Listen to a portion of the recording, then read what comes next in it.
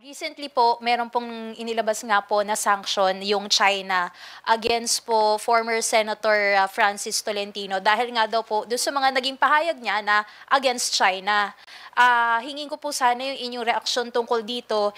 And recently din po, meron po naging statement din si incoming Bicol Saro Party List Representative Terry Redon na sabi niya kung ginawa ng China, dapat din daw po ang Pilipinas magpataw din daw po ng sanction para doon naman sa mga Chinese officials na meron din pong disinformation laban sa Pilipinas. Personally, no, I'm inclined to agree with Congressman Ridon na dapat mas ipakita natin hindi lang sa salita kundi sa gawa mismo ang ating paninindigan tungkol sa mga usapin ng West Philippine Sea.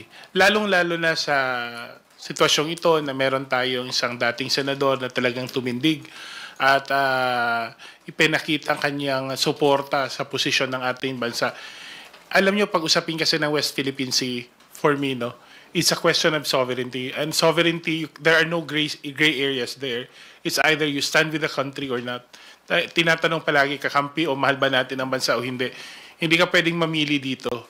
So, kung yan ay, I think, tama nga si Senator Tolentino, no, kung ito po ay ang parusa, ang consequence, kung sasabihin doon sa mga paninindigan niya, he'll consider it a badge of honor. And I think I would agree with him. It would be a badge of honor for anybody to have to face the consequences, no matter how dire it may be, for standing up for our country's sovereignty.